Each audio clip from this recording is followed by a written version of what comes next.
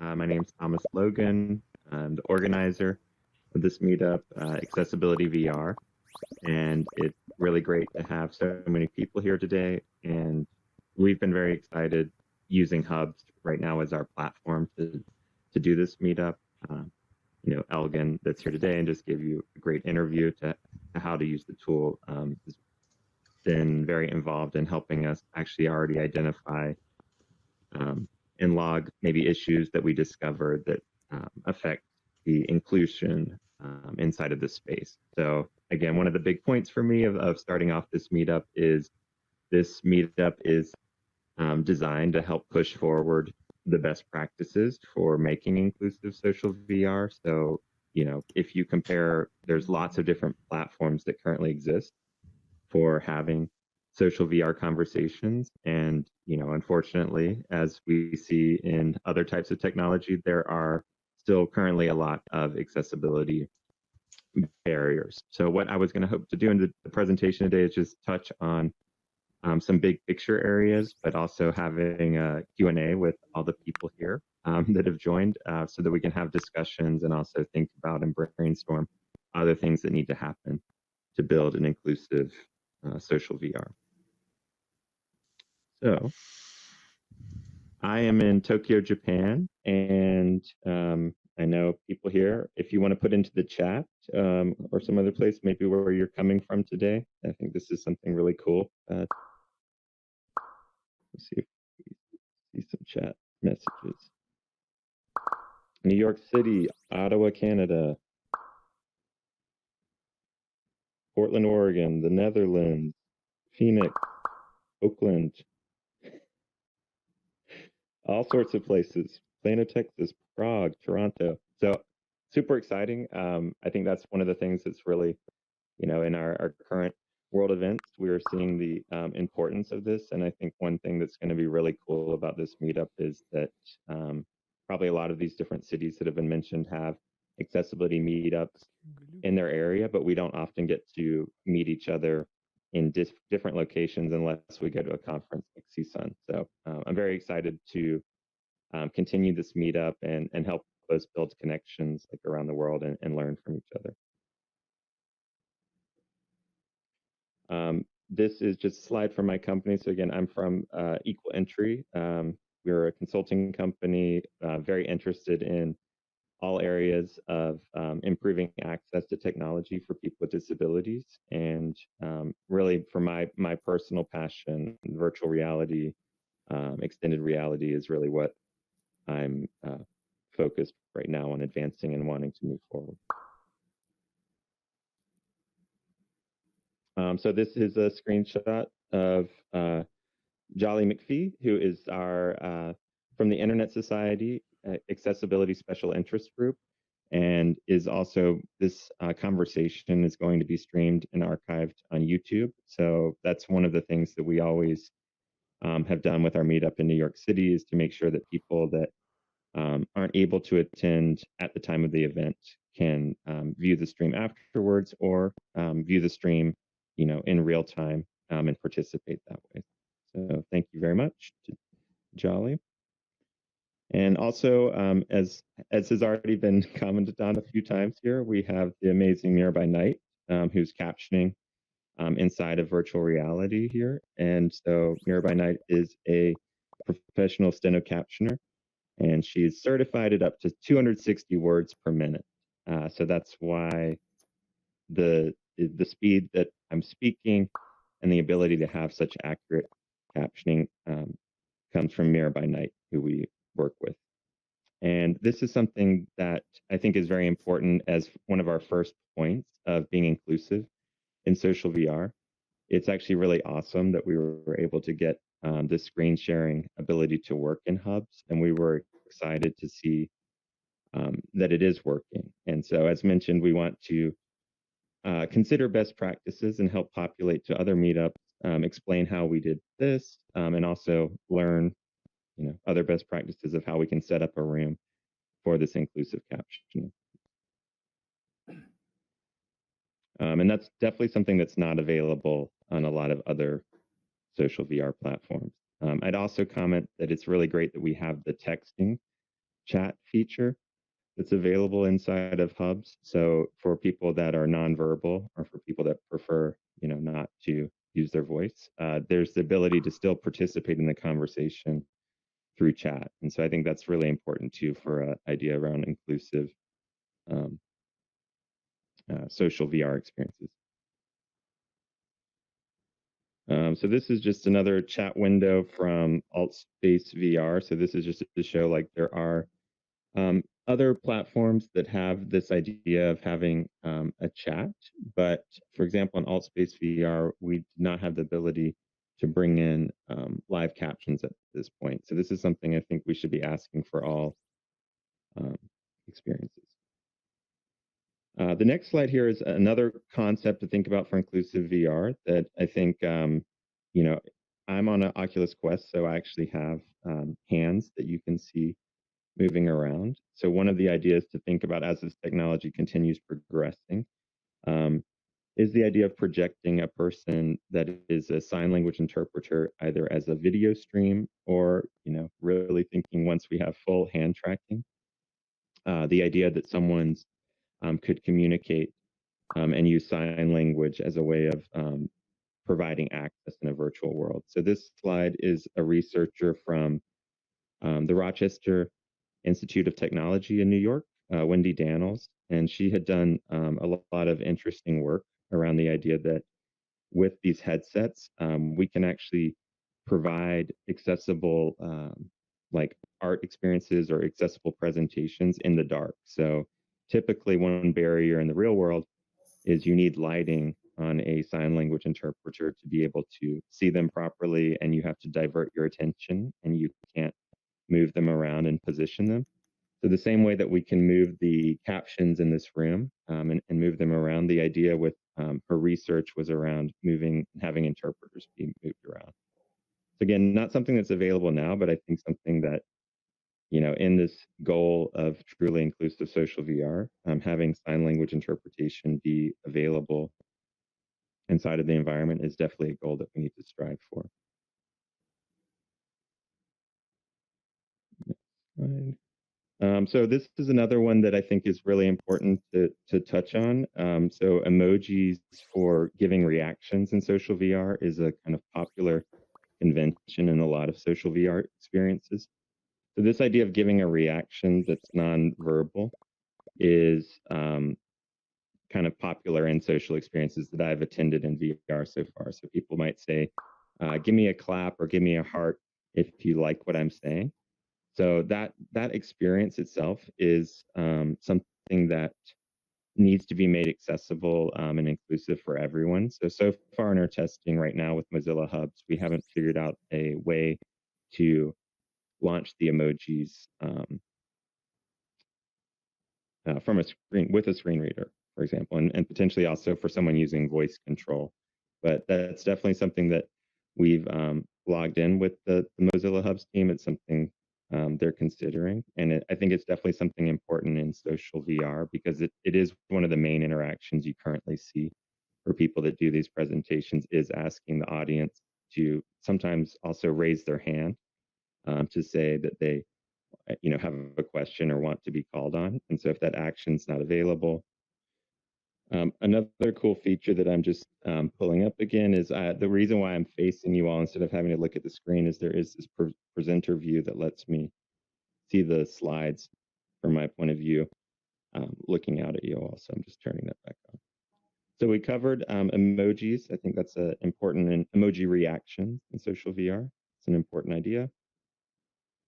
Another one is our friends, the audio descriptions. So for people that are blind and low vision or people where may have cognitive processing issues of the visual multimedia content, having a different way to explain what's happening visually inside of multimedia is really important. And so in VR, we have the ability now to have video that occurs in 360 degrees. So we're in a very simple room here. We're in just a basic open space grid. But imagine watching a video of, in this screen, I'm showing there's a Starry Night Vincent van Gogh experience where you basically go into this house and then you actually move around and see the starry night. So this is a big topic, I think, for people that might, in social VR, bring in a 360 video and say, hey, check this video out. It has everything you need to know to understand what I'm talking about. Well, just the same way that we need captions for the videos that get pulled in, we also need these audio descriptions. And the complexity for VR is that because things can be happening in different directions, it's an area still of open exploration to make sure that descriptions are available for the important actions that are happening, no matter which direction you're looking at. All right. So another piece is around, I think, for inclusive VR, the ability to choose your avatar and represent um, how you appear. So I have up here some of the options, which I see a lot of these options in the room here of different avatars. So, for example, we could choose to look like a panda. You can be in sort of a camouflage outfit. You have different options of how to customize the way that you look. Also, inside of Hubs, you do have the ability to upload a custom file or a custom representation. So I think that's something that um, is important for several reasons. So one of the reasons is that um, it should always, I believe, be the option that people like have the choice to represent themselves, how they choose. And so one of the ideas that Judy Brewer from the W3C talked about many years ago in Second Life was when I first came into Second Life, I found I had acquired some new abilities. I could walk. I can't walk in real life. I could fly. I could even teleport. I felt more comfortable seated and so got a Segway scooter to move around in world. So in this example, in the real world, Judy Brewer uses a scooter to move around in the real world. And so her choice for being inside of like a social VR experiment would be to actually still have the scooter be available and be displayed. And that's how she wants to be represented in the world. So that's something that I think is part of an inclusive social VR experience, is saying that, avatars should have the ability to have, wheelchairs or have seeing eye dogs. So that's something that you don't necessarily see people thinking about out of the box when they create their basic template of avatars people choose from. This is just to show a couple examples from um, Xbox. So Xbox does have inclusive avatars with wheelchairs. That's part of the Xbox Avatar Collection. And also on the side is an example of one of the motorized wheelchairs that you could use in Second Life. And so Second Life, much like what we have in Hubs, you could customize and upload any type of avatar so you weren't locked into a specific example. Another piece that I guess is just, we don't have this issue currently here in Hubs, but I thought was really interesting from conceptually, is that if we were modeling a real world physical space inside of VR, we need to have considerations about the widths of avatars. So some work that happened in Second Life was this idea that sometimes if an avatar was a larger, blockier avatar, such as maybe a wheelchair has a larger width, um, it won't actually allow you to move through the space if you've designed chairs or you've created a physical space that's not actually accessible in the virtual world. So I think that's interesting conceptually. And again, not something that occurs here, but something that we have to think about, in the different various environments that we design, is that if it is something where the avatars can be differently sized or height, widths, we need to make sure that our environment is navigable and available to everyone, to be inclusive. Another point, which we've actually set up, I'm really trying to explore this today. I'm still learning how to design in Hubs, but this idea of having in a large room multiple places to meet. So if you look around the room, I do have a meeting area B and a meeting area A, as the idea that I think we have about 25 people in the room right now. Naturally, if we were meeting up in the real world, we wouldn't all 25 be standing in a big circle talking to each other. So this idea of having different important points in a world where we go to meet up and talk, is a concept that you see in some social VR experiences to say, let's have a breakout session, or like, let's meet up at the end. So I do want to try that today after we wrap. But that's something that needs to be navigable and available to screen readers and to voice control and switch control. And so this is showing that I think Hubs is getting very close to having that ability. That object list that exists in Hubs up at the top right, when you see a list of objects, there is the ability to click on an object and then navigate to that object. So I think that's something that um, should be there, right, to make sure that people that might not have the mobility abilities or the visual abilities to see the meeting point can still navigate to that section of the room and participate and be involved. This is to show that in Second Life, I always like to use Second Life when I'm talking about inclusive VR, because a lot of this stuff did actually get implemented in Second Life, so there's a lot to learn from it.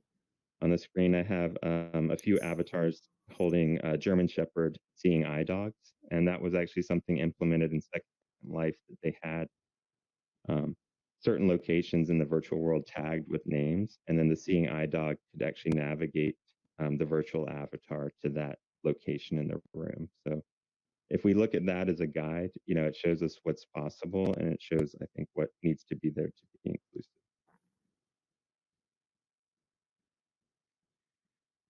Other big point is just 3D web content. So, this ability to bring in objects. We need the ability to add alt text to these objects. So the GLB or GLTF format is becoming, sort of like the default file format for sharing 3D objects. And currently there's not the ability in that object itself to put like an alternate text attribute to it.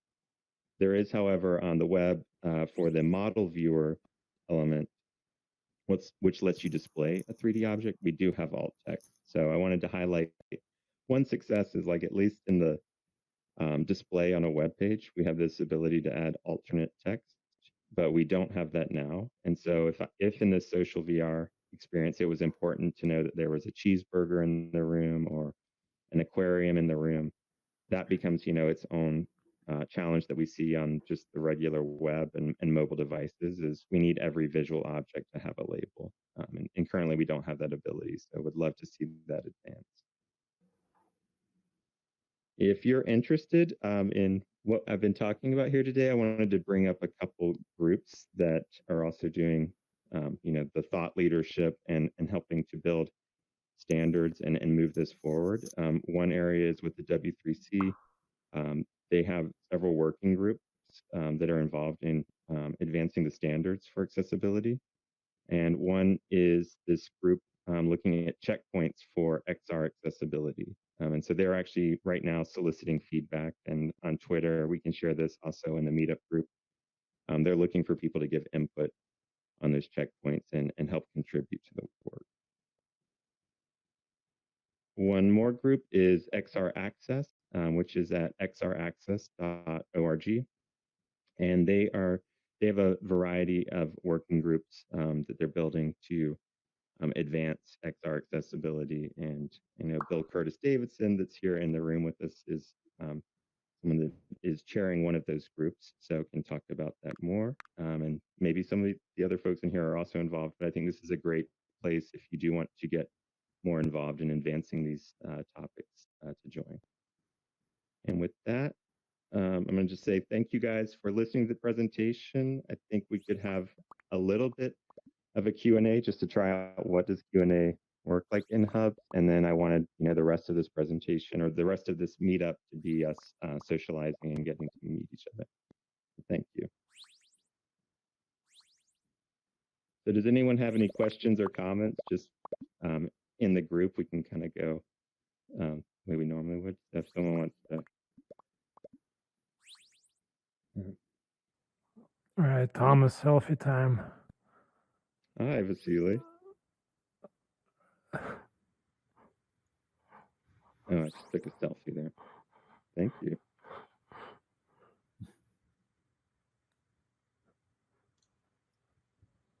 Does anyone have a comment or question? Yeah. Hi, Thomas.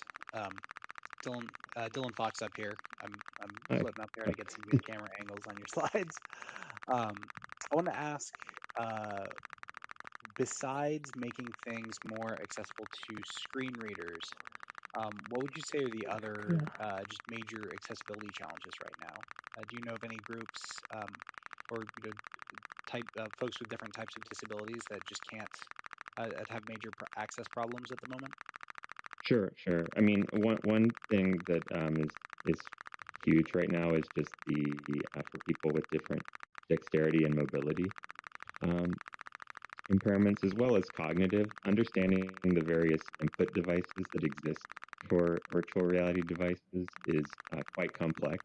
So it requires a lot of cognitive training to learn how to use, say, the Oculus Quest controller from the HTC Vive controller, the Oculus Go controller. All the gestures are different. There's not a lot of standardization. And then some experiences in VR actually require the use of two hands, for example. So they assume that someone is going to be using both hand controllers with full dexterity. So that's definitely an area of just remapping inputs and having alternative ways to control it, advanced interactions in XR. That's a big area. Also, the ability to use voice to control various interfaces. You see some work going into that space, but I wouldn't say that there's like a platform now that you can do full voice control of the interface, and that could be a really powerful way of giving access to other environments. And then I guess a lot of work in cognitive. I didn't touch on this, but the ability to basically consider people that have vestibular disorders or attention deficit disorders. Virtual reality environments can be quite taxing with animations and with the way text is displayed. So there's a lot of work that needs to be done to figure out how to reduce motion sickness for people that have that ability or inability inside of this world. So those are some ideas I have, and maybe other people in the room have other points.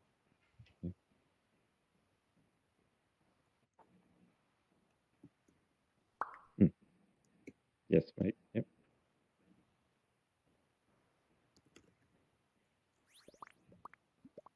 And so Katsutoshi said, I'm not familiar with the system with a screen reader yet, but it's really interesting system. And so Katsutoshi-san, really appreciate having joined us today. And I think this is definitely part of what we're working on here in this interface, is to figure out how to get it working great with a screen reader. And I'm glad you're able to participate and join us.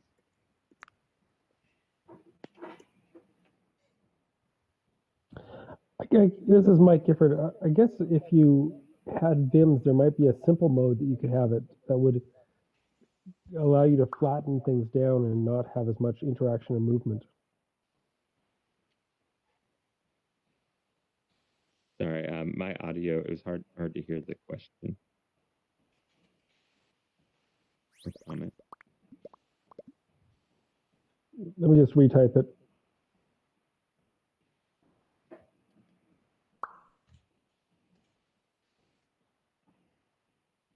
Well, let's see. I think what I'd like to suggest now, because it's a good amount of time being up here with me just talking, I think let's use social VR for the point of social VR and try just breaking out into groups and having make new connections. And like I said, please give us feedback and comments on the meetup site itself or from Twitter.